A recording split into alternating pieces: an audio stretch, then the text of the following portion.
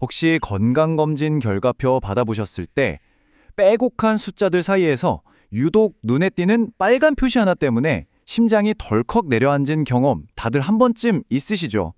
오늘은 바로 그런 이야기입니다. 아주 사소해 보이는 검사 수치 하나가 어떻게 한 사람을 엄청난 공포에 빠뜨렸는지, 그리고 우리가 어떻게 그 미스터리를 풀어가는지 한번 따라가 보겠습니다. 자, 오늘 이야기의 주인공은 22살의 대학생입니다. 보기에도 아주 건강하고 심지어 프리스비 선수로 활동할 만큼 활동적인 친구죠. 그런데 어느 날 받은 혈액 검사에서 빌리루빈이라는 수치가 높게 나온 거예요. 대수롭지 않게 생각하고 인터넷에 검색을 해봤는데 이게 웬걸 통증 없는 황달이 췌장암의 신호일 수 있다는 글을 보게 된 거죠. 그 순간부터 이 학생의 머릿속은 온통 최악의 시나리오로 가득 차게 됩니다. 바로 여기서부터 우리의 의학 추리가 시작됩니다. 이 학생의 걱정처럼 정말 끔찍한 병의 신호일까요? 아니면 혹시 우리가 전혀 다른 방향을 보고 있는 걸까요? 자, 이제부터 이 질문에 대한 답을 찾기 위해 차근차근 파헤쳐 보겠습니다. 네, 이 미스터리를 풀려면요, 먼저 빌리루빈이라는 이 녀석의 정체부터 확실히 알아야 합니다. 우리 몸에서 빌리루빈이 대체 뭔지, 어떻게 만들어지고 사라지는지 그 일생을 한번 따라가 보시죠. 먼저 황달에 대해 얘기해 볼게요. 많은 분들이 황달 그 자체를 하나의 병이라고 생각하시는데요. 사실 그건 좀 다릅니다. 황달은 병이 아니라 우리 몸 안에서 뭔가 다른 일이 벌어지고 있다는 걸 알려주는 일종의 경고 신호 같은 거예요. 집에 불이 나면 화재 경보기가 울리는 것처럼요. 경보기 자체가 문제는 아니잖아요. 자, 여기서 아주 재미있는 사실이 하나 나옵니다. 우리 학생의 빌리루빈 수치가 2.5였잖아요. 그런데 보통 황달이 눈에 보이기 시작하려면 이 수치가 최소 3.0은 넘어야 해요. 그러니까 이 학생은 수치는 높았지만 정작 겉으로 보기에는 전혀 노랗게 보이지 않았던 거죠. 이게 바로 우리가 찾아낸 첫 번째 중요한 단서입니다. 빌리루빈은 간단히 말해 수명을 다한 적혈구가 부서지면서 나오는 일종의 노폐물입니다. 이게 몸에서 만들어져서 혈액을 타고 우리 몸의 화학 공장인 간으로 운반되죠. 그리고 간에서 잘 처리된 다음에 몸 밖으로 빠져나가는 이 정상적인 과정을 이해하는 게 정말 중요합니다.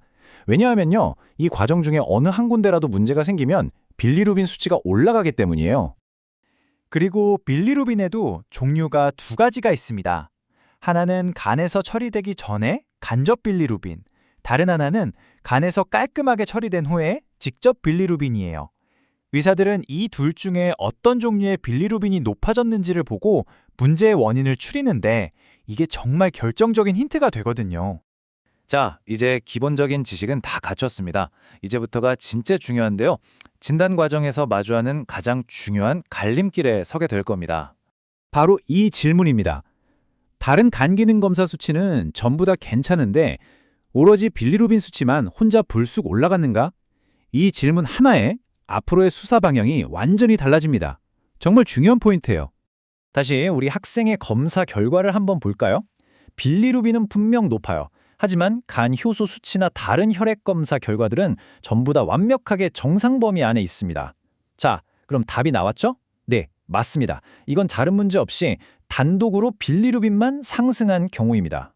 좋습니다. 이제 필요한 단서들이 거의 다 모였습니다.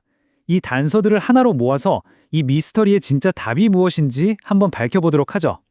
이렇게 단독으로, 그것도 간에서 처리되기 전 형태인 간접 빌리루빈이 올라갔다는 사실은요, 우리가 처음에 그토록 걱정했던 췌장암이나 심각한 간 질환일 가능성을 확 낮춰줍니다. 대신에 용의선상은 훨씬 좁고 덜 위험한 몇 가지 원인으로 좁혀지게 되죠. 자, 이제 정답을 공개할 시간입니다. 학생이 그렇게나 두려워했던 끔찍한 병이 아니라면 대체 정체가 뭘까요?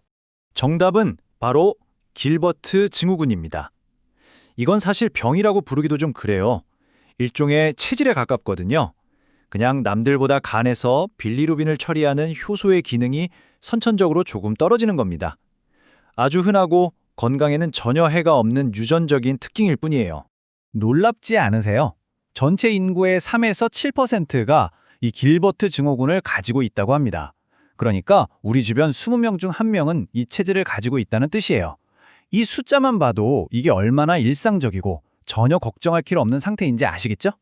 여기 다른 유전 질환들이랑 비교해보면 그 차이가 더 확실해집니다. 길버트 증후군은 간접 빌리루빈이 살짝 올라가는 가벼운 상태죠.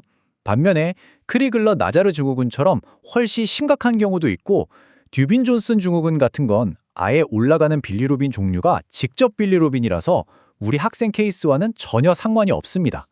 그럼 여기서 잠깐, 만약에 말이죠. 아까 그 중요한 갈림길에서 다른 길로 들어섰다면 어떻게 됐을까요? 그러니까 빌리루빈 수치뿐만 아니라 간 효소 수치 같은 다른 검사 결과들도 같이 나빴다면 이야기는 완전히 180도 달라집니다. 바로 이 경우에 우리 학생이 그토록 두려워했던 바이러스성 간염이나 간경변, 그리고 췌장암 같은 심각한 질병들이 유력한 용의자로 떠오르게 되는 겁니다. 우리 학생이 정말 운 좋게 피해간 훨씬 더 험난한 길이라고 할 수 있죠. 빌리루빈 상승이 단독이 아닐 경우에는요, 진짜 원인을 찾기 위해서 초음파, CT 같은 더 복잡하고 정밀한 검사들이 필요하게 됩니다. 단독 상승인가 아닌가? 이 첫 번째 질문 하나가 얼마나 중요한지 다시 한번 느끼게 되죠.